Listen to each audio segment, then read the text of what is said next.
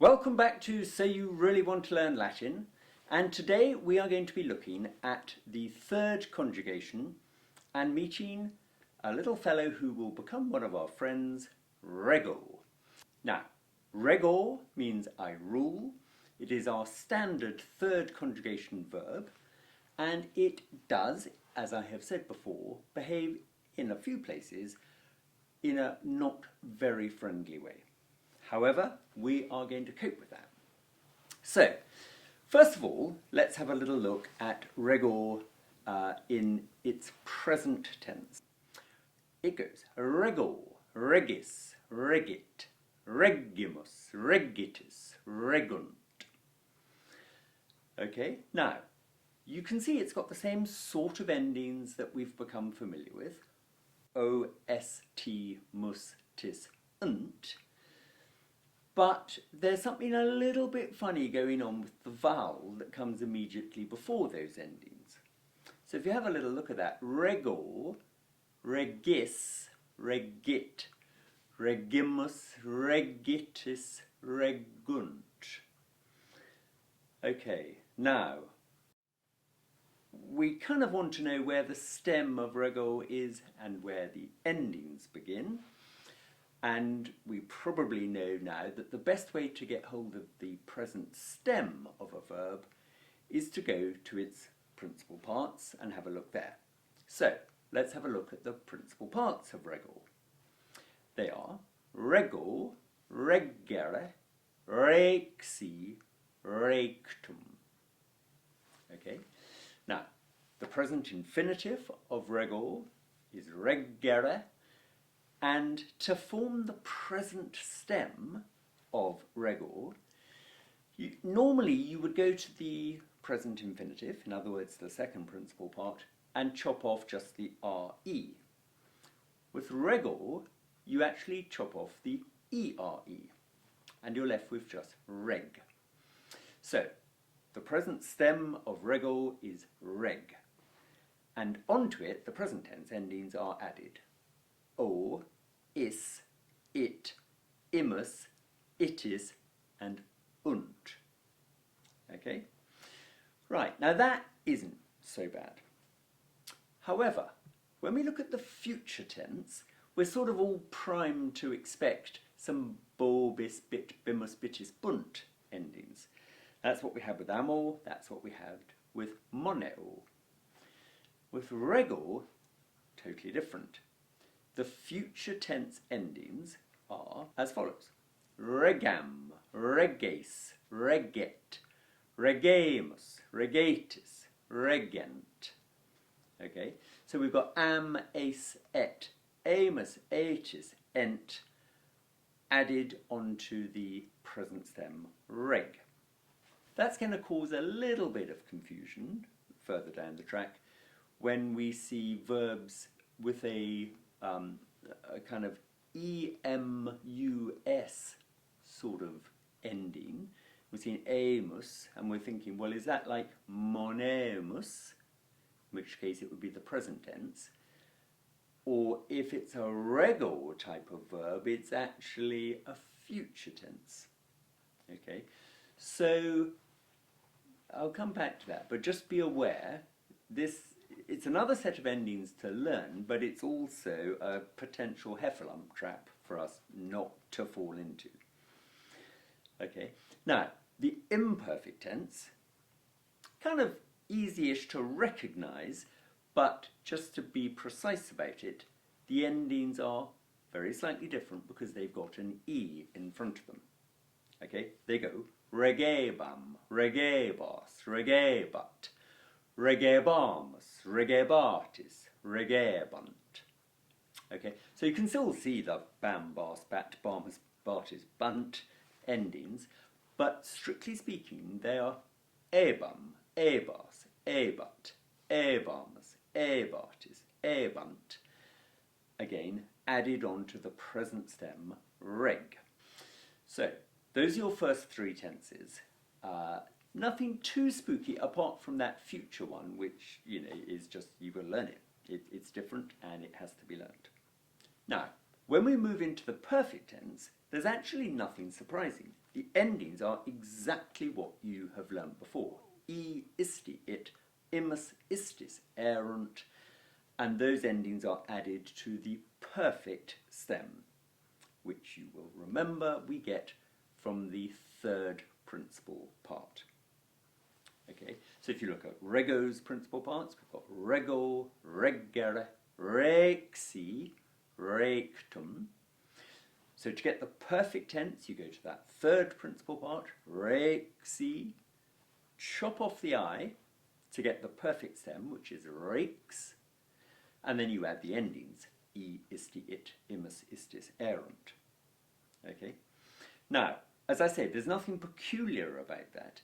The only thing to watch out for is that verbs that go like rego, so third conjugation verbs, they always have a perfect tense that's kind of slightly unusual and just has to be learnt.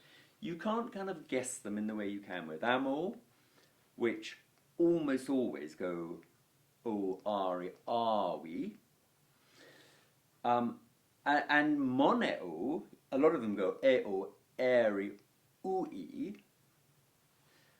But with rego, there is no pattern, not really. You've just got to learn the verbs when you learn them. So I'm afraid it shows that, you know, this is quite a disciplined subject. When you learn third conjugation verbs, you have to learn their principal parts as well as their meanings. Otherwise, you won't know how they go. And then when you see them in Latin, if you haven't learnt their principal parts, you won't recognise correctly which tense is being used. Okay? So there's some sort of good news and there's some bad news. Good news is... What is good news? Well, most of the tense endings are recognisable. The future ones are just new and you've got to learn them. That's the good news. The bad news is you simply can't kind of guess with third conjugation verbs. When you meet a new third conjugation verb, you have to learn its principal parts. Otherwise, you will always be guessing. And as you know, we don't like guessing. Okay, so if we just have a little look, I've written up on my board up there some third conjugation verbs. Rego we've had a look at. So cado. Okay, now cado means I fall. We get the English word cadence. And as you'll see, we also get the English word casualty. Now you might say, well, how do you get casualty from cado?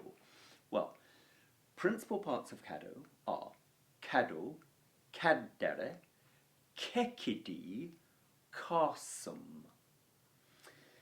Right, well, kekidi, you would never have guessed that from cado, but that is its perfect tense.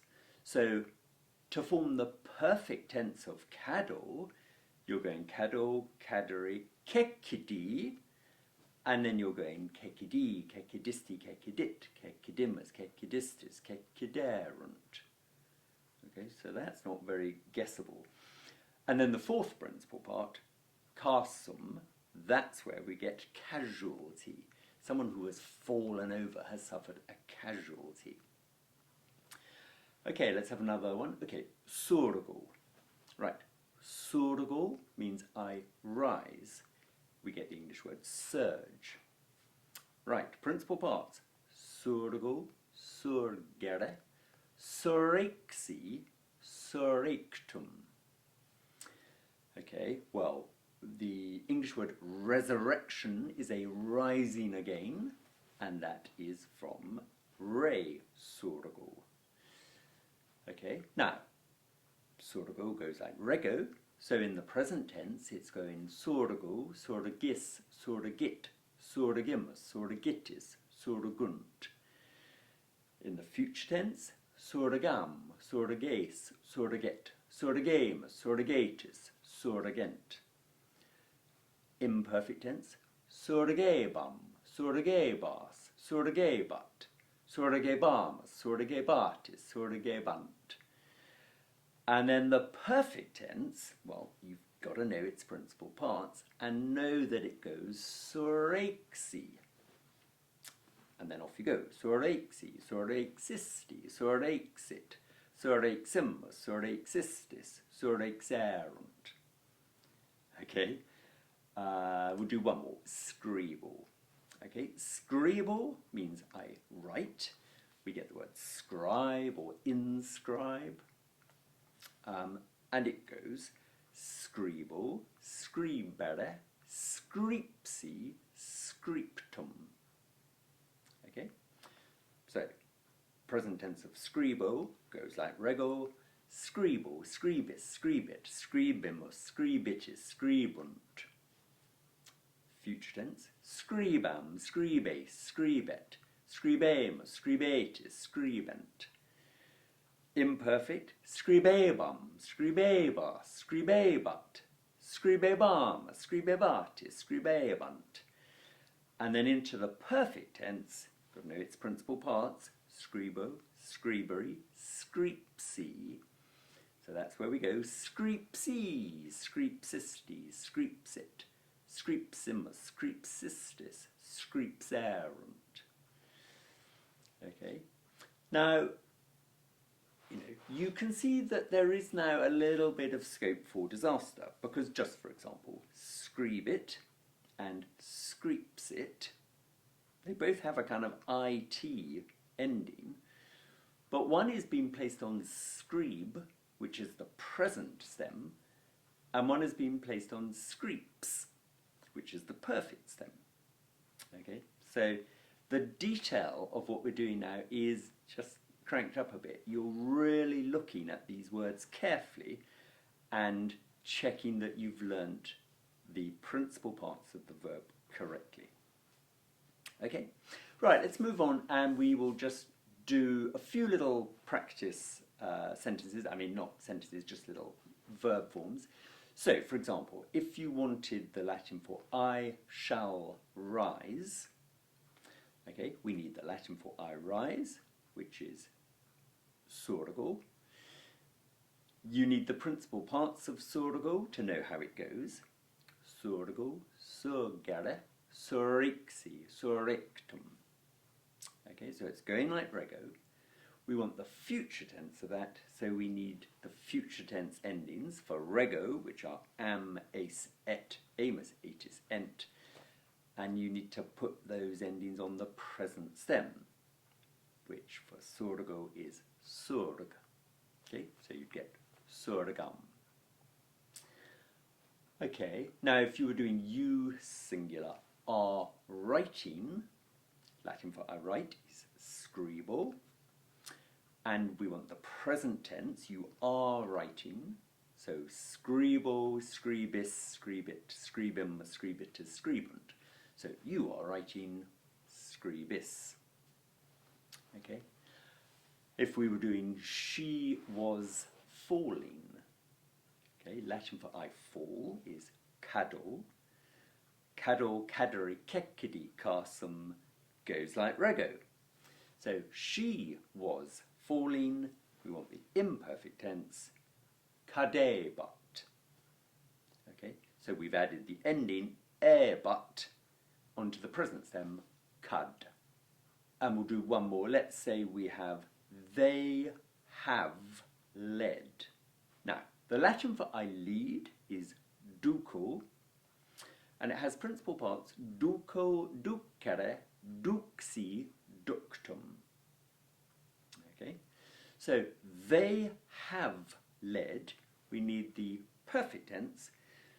We get the perfect tense by going to the third principal part of the verb, so duco, duceri, duxi. Chop off the I, you get dux, and then you add the endings to that. So duxi, duxisti, duxit, duximus, duxistis, duxerunt. There we go. Okay, and I'm now just going to show you a little bit of the problems associated with this. If we were to translate a few simple little sentences, well, they kind of look simple. If you had pueri magistros timent, Okay? So, look at the verb first, timent. Now, we're presumably beginning to feel nervous now, because timent, that you need to know, timeo, what does that go like? So timeo, timere, timui goes like moneo. So pueri magistros timent, timent is third person plural in the present tense. Okay, because it's going like moneo. So you would have the subject is either they or a noun in the nominative plural. Well, we've got pueri, that's a lovely nominative plural. So we would go the boys fear the masters. Okay. Now, if you had a sentence like magistri pueros ducent, okay, it kind of looks very similar. We've just swapped the subjects and objects around. So ducent rhymes with timent, so you kind of think it's going to be the same tense, well. So ducent, you have to know, well, where does that come from? Duco, ducere, duxi, ductum goes like rego. So ducent, third person plural, but which tense? Third person plural, future tense. It's the am, ace, et, amus, atis, ent tense. Okay, so magistri, there's your subject, nominative plural, the masters, ducent, will lead, pueros, the boys. Okay, so you can see some people say, don't teach the future tense too early because they'll get spooked. Well, okay, you might get spooked, but you're going to have to learn it one day, so let's learn it now and learn it properly. Ducent and timent, from the previous sentence, sound the same, they rhyme, but they are different tenses because those verbs are coming from different conjugations. And I'll just do two more now, just to show you that in even more scary detail. So if you have the sentence agricola servus ad agrum ducit. Okay, go to our verb first, ducit, he, she, it, or a noun in the nominative singular. We've got a noun in the nominative singular, agricola. So, the farmer leads. Who does he lead? We've got a nice object, servus. The farmer leads the slaves. Where does he lead them? Well, he leads them ad agrum, to the field. Okay? Nice and easy. The farmer leads the slaves to the field. But if we had almost exactly that same sentence with one letter changed, so if we had agricola servus ad agrum duxit, okay, so we've changed ducit to duxit, well, it's pretty much the same, except what's happened is the tense has changed. So duxit is the third person singular from duco, but it's the perfect tense. Duco, ducere, duxi, ductum. So duxit means he, she, or it has led. He, she, it, or a noun in the nominative singular. Now, we've still got our noun in the nominative singular, agricola, the farmer. So we've got the farmer has led the slaves to the field. Okay? Now, that's quite a lot to take in for one lesson. I'm going to do another lesson on this next time, just to round this home. But rego, it is massively common as a verb. I mean, a load of verbs go like rego. So we really need to know these endings, but also we really need to understand that you have to know the principal parts of a rego type verb more than any other, because if you don't, you certainly wouldn't be able to form it yourself writing in Latin. But just as important, perhaps more important, you wouldn't recognise it correctly when you saw it in Latin, because you wouldn't know which tense it was unless you'd learnt its principal parts. Okay? So, there's some practice in here for that, and you know, the verbs are all laid out neatly, so you've got them in one place. But I'll be back next time to do some more practice on rego. Make sure by then you've learnt those endings off by heart. Most of them are easy. Present is easy. Imperfect is easy. The perfect is easy, because you've learnt all of those endings before with just tiny little adjustments. It's the future tense you want to watch out for. Am, ace, et, aim, aetus, ent is completely different. Make sure you know it by next time, and I will see you then.